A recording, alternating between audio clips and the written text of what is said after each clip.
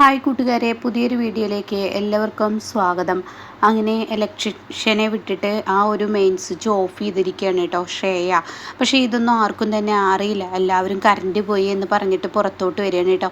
ഇതേ സമയം ശ്രേയ ആണെങ്കിലും ആരും അറിയാതെ ആകാശിൻ്റെയും ചാരുവിൻ്റെയും റൂമിലോട്ട് പതിയെ കയറുന്നുണ്ട്. എന്നിട്ട് അവിടെ ബൾബിൽ കോയിൻ ഇടുന്ന ആ രംഗമൊക്കെ കണ്ടല്ലോ. അങ്ങനെ ഇലക്ട്രീഷ്യൻ ആരും എത്തുന്നില്ല. ഞാൻ മുമ്പേ ഇലക്ട്രീഷ്യൻ പഠിക്കുകയായിരുന്നെങ്കിൽ എനിക്കിതിൻ്റെ യാതൊരു ബുദ്ധിമുട്ടും ഉണ്ടായിരുന്നില്ല. എന്നെ എവിടെയൊക്കെ എൻ്റെ അച്ഛൻ കൊണ്ടാക്കി. വേണ്ട സമയത്ത് ഇലക്ട്രീഷ്യനും പഠിച്ചില്ല, മെക്കാനിക്കും പഠിച്ചില്ല, ഒന്നും പഠിച്ചില്ല. അതാണ് ഇപ്പോൾ കിടന്ന് ബുദ്ധിമുട്ടുന്നത് കണ്ടില്ലേ. എൻ്റെ ആദ്യ രാത്രി തന്നെ ഞാൻ തന്നെ കുളമാക്കി. എനിക്കറിയാവുന്നെങ്കിൽ എന്തെങ്കിലും ഇവിടെ ചെയ്യായിരുന്നു. അപ്പുറം ഇപ്പുറമൊക്കെ കറണ്ട് ഉണ്ട്, ഈ വീട്ടിൽ മാത്രം കറണ്ടില്ല എന്നൊക്കെ ഇങ്ങനെ പറഞ്ഞുകൊണ്ടിരിക്കുകയാണ് കേട്ടോ ഇപ്പുറത്ത് അരവിന്ദൻ കേട്ടോ. അങ്ങനെ അരവിന്ദൻ ഇത് പറഞ്ഞുകൊണ്ടിരിക്കുമ്പോൾ ഇപ്പുറത്ത് ശ്രേയ ആണെങ്കിലോ ആരും അറിയാതെ പതിയെ ചാരുവിൻ്റെ റൂമിലോട്ട് പോകുന്നുണ്ട്. ചാരുവും ആകാശവും മെഴുകുതിരി കത്തിച്ച് പതിയെ അങ്ങോട്ട് വരുമ്പോഴേക്കും ബാലമാമ വിളിക്കണം മോളെ എന്നൊക്കെ പറഞ്ഞ് വിളിക്കുന്നുണ്ട് കേട്ടോ. ഇതെന്താ ഇപ്പോൾ കറണ്ട് പോയത്? അപ്പുറം ഇപ്പുറമൊക്കെ കറണ്ട് ഉണ്ടല്ലോ, നമ്മുടെ വീട്ടിൽ മാത്രമാണല്ലോ പോയിരിക്കുന്നത്, ആ ഇലക്ട്രീഷ്യനെ വിളിച്ചിട്ട് കിട്ടുന്നില്ല എന്നൊക്കെ പറയുന്നുണ്ട് കേട്ടോ. അപ്പോൾ ഇതേ സമയം ചാരുവും പറയും ആകാശവും പറയും ശരിയാണ്, നമ്മുടെ വീട്ടിൽ മാത്രമാണ് കറണ്ട് ഇല്ലാത്തത്, എന്തൊരു കഷ്ടമാണിത്, വേറെ എല്ലായിടത്തും ഉണ്ടല്ലോ, എന്താ ഇവിടെ പറ്റിയത് എന്ന് പറയുന്നുണ്ട് കേട്ടോ. അങ്ങനെ ഇവർ മെഴുകുതിരിയൊക്കെ കത്തിച്ച് ഇങ്ങനെ വരുന്നുണ്ട്. ഇതേ സമയം കാണാം ശ്രേയ ആരും അറിയാതെ ഈ ചാരുവിൻ്റെ റൂമിലോട്ട് പതിയെ കടക്കുന്നു കേട്ടോ. ആ സമയം രമേശ് ആ വഴി വരികയാണ്. അപ്പോൾ രമേശ് ആരോ കണ്ട്, അയ്യോ ഇവിടെ ആരോ കണ്ട് ഭയന്നു എന്ന് പറയുന്നുണ്ട് കേട്ടോ. അപ്പോഴേക്കും അങ്ങോട്ടേക്ക് രമേശിൻ്റെ ഭാര്യ ചന്ദ്ര അങ്ങോട്ടേക്ക് ഓടി വരികയാണ്. എന്താ സൗണ്ട് കേട്ടതെന്ന് ചോദിക്കുകയാണ്. ഞാനിവിടെ ഒരു നിഴൽ പോലെ ഒരാളെ കണ്ടു എന്ന് പറയട്ടോ. അപ്പോഴേക്കും ശ്രേയ ഒളിഞ്ഞ് നിൽക്കുകയാണ്. ഇതേ സമയം ഇവിടെ ആരും ഇല്ലല്ലോ, നിങ്ങൾക്ക് തോന്നിയതല്ല, ഞാനിവിടെ ഒരാളെ കണ്ടു, ഇയാളെ കൊണ്ട് വല്ലാത്തൊരു തലവേദനയാണല്ലോ, ഇയാൾ എവിടെയുണ്ടല്ലോ, ഇതെന്തൊരു സാധനമാണ് എന്നിങ്ങനെ ശ്രേയ പറയുന്നുണ്ട് കേട്ടോ. ആ സമയം ഉടൻ തന്നെ രമേശനെ ചന്ദ്രയുടെ നിന്ന് വിളിച്ചു കൊണ്ടുപോവായോ എന്ന് പറഞ്ഞിട്ട് അവിടെ നിന്ന് വിളിച്ചു കൊണ്ടുപോകുന്നുണ്ട് കേട്ടോ രമേശിൻ്റെ ഭാര്യ. എന്നാൽ ഈ സമയം ഇപ്പുറത്താണ് എൻ്റെ കുഞ്ഞിൻ്റെ ആ ഒരു ശാന്തി മുഹൂർത്തം നടക്കുന്ന ഇന്നേ ദിവസം തന്നെ കറണ്ട് പോകാൻ കണ്ടില്ല, എന്തൊരു കഷ്ടമാണിത് എന്നൊക്കെ ഇങ്ങനെ പറയുന്നുണ്ട്. ഒടുക്കത്തെ ചൂടും സഹിക്കാൻ വയ്യ, കിടക്കാനും പറ്റുന്നില്ല എന്നൊക്കെ ഇങ്ങനെ പറയുന്നു കേട്ടോ. അപ്പോഴേക്കും ശ്രേയ ഇവരുടെ റൂമിലോട്ട് കയറുകയാണ്. എന്നിട്ട് ഇവരുടെ റൂമിലെ ബൾബ് എത്തിക്കാൻ നോക്കുകയാണ്. പക്ഷേ തനിക്ക് എത്തുന്നില്ല. അങ്ങനെ ബെഡിലോട്ട് കയറുകയാണ്. ബെഡിലോട്ട് കയറി ആ ബൾബ് ഊരി അതിൻ്റെ ഉള്ളിൽ ഒരു കോയിൻ വെച്ച് കൊടുക്കുന്നുണ്ട് കേട്ടോ. എന്നിട്ട് ശ്രേയ പതിയെ അവിടെ നിന്ന് ഓടി വരികയാണ്. എന്നാൽ ഈ സമയം എന്താ ഇവിടെ കറണ്ട് എല്ലായിടത്തും ഉണ്ടല്ലോ, ഇവിടെ മാത്രം എന്താ കറണ്ട് ഇല്ലാത്തതെന്നും പറഞ്ഞുകൊണ്ടാണ് ശ്രേയ വരുന്നത്. നല്ല വെള്ള ചമയുകയാണ് ശ്രേയ. എല്ലാവർക്കും മുന്നിൽ നല്ല അഭിനയം തന്നെ ശ്രേയ നടത്തുകയാണ്. എന്താ അരവിന്ദൻ, എൻ്റെ വീട്ടിൽ മാത്രം കറണ്ട് ഇല്ലല്ലോ, എന്ത് പറ്റിയെന്നൊക്കെ ചോദിക്കാൻ അറിയില്ല, എന്താ ഇവിടെ പറ്റിയതെന്ന് മനസ്സിലാവുന്നില്ല. അപ്പോഴേക്കും ബാലമാമ പറയണേ ഇനിയിപ്പോൾ മെയിൻ സ്വിച്ചിൽ ഫീസ് എന്തെങ്കിലും പോയതാണാവോ, അപ്പോൾ ആർക്കാ ഇനിയിപ്പോൾ ഫീസ് കിട്ടാൻ അറിയാം എന്നൊക്കെ ചോദിക്കുന്നുണ്ട് കേട്ടോ. അതേസമയം ഉടൻ തന്നെ ഇനിയിപ്പോൾ അത് തന്നെയാണോ എന്ന് ആർക്കറിയാം, എന്തായാലും ഒരു മെക്കാനിക്കിനെ വിളിക്കാം, അതായിരിക്കും നല്ലത് എന്ന് ശ്രേയ പറയാണ്. അപ്പോൾ ഉടൻ തന്നെ മെക്കാനിക്കിനെ വിളിച്ചു നോക്കി, എനിക്ക് കിട്ടുന്നില്ല എന്ന് ആകാശ് അപ്പോഴേക്കും പറയണേ.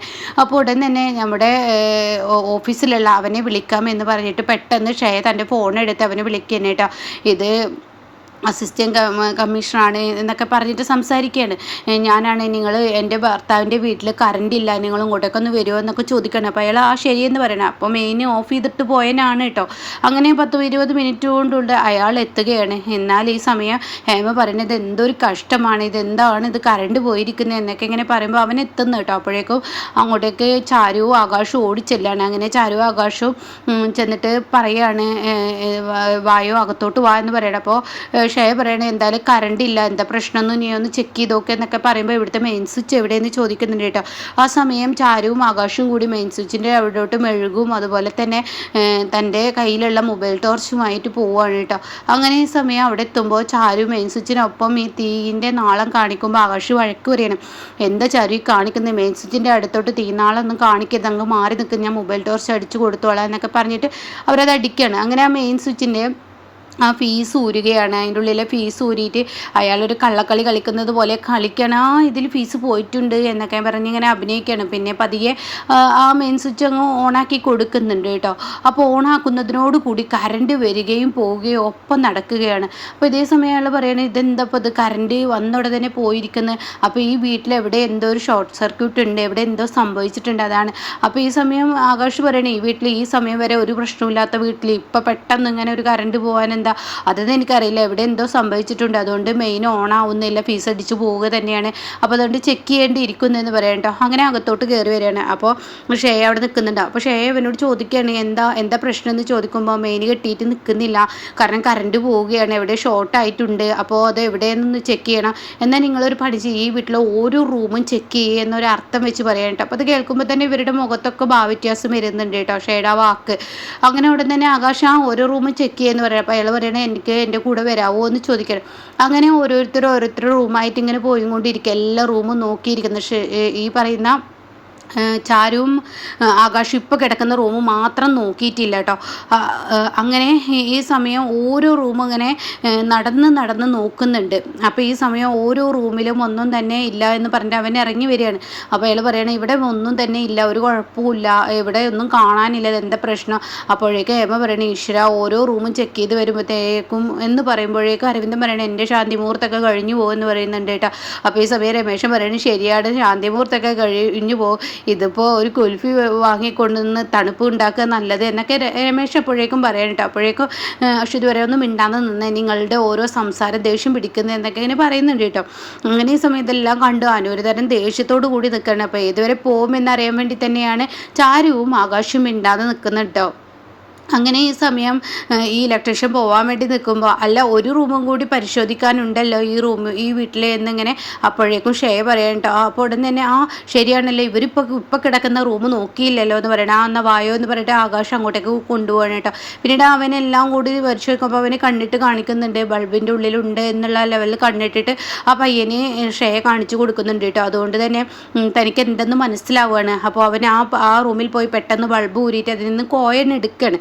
അപ്പോഴന്നെ ഇവർക്കെല്ലാം പിടികിട്ടിട്ടോ. അങ്ങനെ ഈ കോയിനുമായി അവൻ വരികയാണ്. ഇതാ ഈ റൂമിൽ ആരോ ബൾബിനുള്ളിൽ കോയിൻ ഇട്ട് വെച്ചിരിക്കുകയാണെന്ന് പറയാം കേട്ടോ. ഇവർ കിടക്കുന്ന റൂമിലാണ് എന്നിങ്ങനെ.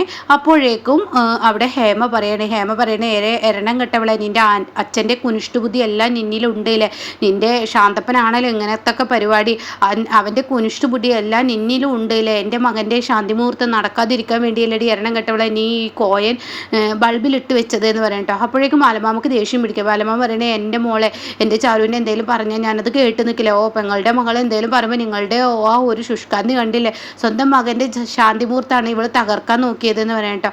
അങ്ങനെ ഈ സമയം ആകാശിന് ദേഷ്യം പിടിക്കുക. വാൽ തോന്നിയത് വിളിച്ച് പറയാം, അമ്മയാണെന്ന് നോക്കില്ല.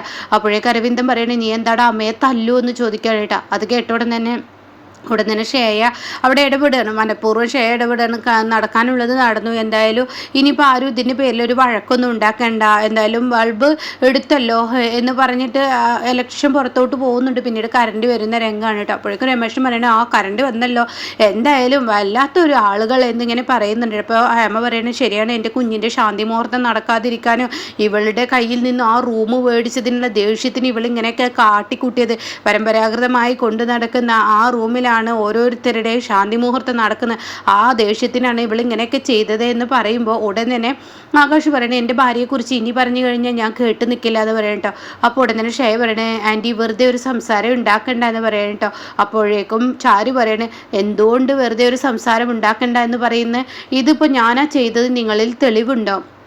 അപ്പോൾ ഉടൻ തന്നെ അരവിന്ദന് ദേഷ്യം പിടിക്കുകയാണ്. ചെയ്ത് വെച്ചതും പോരാ, എന്നിട്ട് കിടന്ന് ചിലക്കുന്നു. എല്ലാവരും ഓരോരുത്തരുടെ റൂമിലോട്ട് കിടന്നുറങ്ങാൻ പോകുന്ന സമയം നോക്കി മനഃപൂർവ്വം നിങ്ങൾ രണ്ടുപേരും കൂടി ബൾബിൽ ഇങ്ങനെ കോയിൻ ഇട്ട് വെച്ചിട്ട് കിടന്ന് ചിലക്കുന്നോ എന്ന് ചോദിക്കുകയാണ് കേട്ടോ. അപ്പോൾ അത് കേൾക്കുന്ന അരവിന്ദൻ്റെ വാക്ക് കേട്ടോടെ തന്നെ ആകാശിന് ദേഷ്യം പിടിക്കണം. വായിൽ തോന്നി തൻ്റെ ഭാര്യയെക്കുറിച്ച് പറഞ്ഞാലുണ്ടല്ലോ, എന്താ ഞാൻ പറഞ്ഞതിൽ എന്താ തെറ്റ് എന്ന് അരവിന്ദൻ ചോദിക്കുക. അപ്പോഴേക്കും ഹേമ പറയുകയാണ് നിൻ്റെ ഭാര്യ ചെയ്തിട്ടല്ലേ, ആ ശാന്തപ്പൻ്റെ മകളല്ലേ, അപ്പോൾ ഇതിലപ്പുറം ചെയ്യുമെന്ന് പറയും കേട്ടോ. അപ്പോൾ ഈ സമയം ഹേമക്കങ്ങ് ഹേമയുടെ വാക്ക് കേട്ടിട്ട് ചാരുവിനെ അങ്ങ് ദേഷ്യം പിടിക്കണം. അങ്ങനെ ചാരു പറയണേ അതെ, എൻ്റെ അച്ഛനെ ആവശ്യം നേരത്തെ നിങ്ങൾ ഉപയോഗിച്ചല്ലോ, ആവശ്യം കഴിഞ്ഞപ്പോൾ നിങ്ങൾ കറിവേപ്പില പോലെ വലിച്ചെറിയുകയും ചെയ്തല്ലോ, എന്നാൽ ആ അച്ഛൻ്റെ മകൾ തന്നെയാണ് ഞാൻ. പക്ഷെ ഇങ്ങനെയുള്ള കുനിഷ്ഠബുദ്ധിയൊന്നും എനിക്ക് ചെയ്യില്ല, അതിന് തുണ പിടിക്കുന്നവരെ അങ്ങനെ ചെയ്യത്തുള്ളൂ. അതുകൊണ്ട് ഞാൻ പറഞ്ഞു തരട്ടെ, ഇതിപ്പോൾ ഞാനാണ് ചെയ്തതെന്ന് നിങ്ങൾക്ക് പറയാൻ നിങ്ങളുടെ എന്തെങ്കിലും തെളിവുണ്ടോ? ഇല്ലല്ലോ. എന്നാൽ ഞാൻ പറയുന്നു, കറണ്ട് പുറത്തു നിന്നും ഇലക്ട്രീഷ്യനെ വിളിച്ച് മനഃപൂർവ്വം ഫീസ് പുറത്ത് കളഞ്ഞു മെയിൻ സ്വിച്ച് ഓഫ് ചെയ്തിട്ടു. അതിനുശേഷം ഈ വീട്ടിൽ കറണ്ട് ഇല്ലെന്ന് മനസ്സിലാക്കിയപ്പോൾ ഞാനും ആകാശേട്ടനും അക്കുച്ചേട്ടനും ആ റൂമിൽ നിന്ന് ഇറങ്ങിയ സമയം നോക്കി ഈ നിൽക്കുന്ന ശ്രേയ എൻ്റെ റൂമിലെ ബൾബിൽ തന്നെ കോയിൻ ഇട്ട് വെച്ച് പിന്നീട് ഈ വീട്ടിൽ ഒരിക്കലും കറണ്ട് ഓണാവാത്ത വിധത്തിലാക്കി വെച്ചത് ഈ നിൽക്കുന്ന ശ്രേയാണ്. കാരണം ഇവൾക്കാണല്ലോ ഇപ്പോൾ ഇവിടെ ശാന്തി മുഹൂർത്തം നടക്കുന്നത് ഇഷ്ടമല്ലാത്തത്. ഒരിക്കലും ഇഷ്ടമില്ലാത്ത ഒരാളെ കല്യാണം കഴിച്ചാൽ ഇങ്ങനെയൊക്കെ ചെയ്യുള്ളൂ. അത് നിന്റെ ഭാര്യ ശ്രേയാണ് ചെയ്തതെന്ന് പറഞ്ഞാൽ എന്താ ശ്രേയ നിനക്ക് നിഷേധിക്കാൻ കഴിയുമോ? അത് കേൾക്കുന്ന ശ്രേയ ആകെ ഭയന്ന് പോവാണ് കേട്ടോ. ഈശ്വര ഇവളെ എത്ര കറക്റ്റായി ഇത് നല്ല കറക്റ്റോട് കൂടി പറയുന്നു. അയ്യോ ഇവൾ കാണുമ്പോലൊന്നും അല്ലല്ലോ, ഇവളോട് കളിക്കുമ്പോൾ സൂക്ഷിച്ച് കളിക്കണം എന്നിങ്ങനെ ശ്രേയ ഇങ്ങനെ ഭയപ്പാടിൽ ഇങ്ങനെ നിൽക്കണം കേട്ടോ. അപ്പം ഇങ്ങനെയൊക്കെയുള്ള ഒരു എപ്പിസോഡാണ് ഇനി വരാനിരിക്കുന്നത് കേട്ടോ.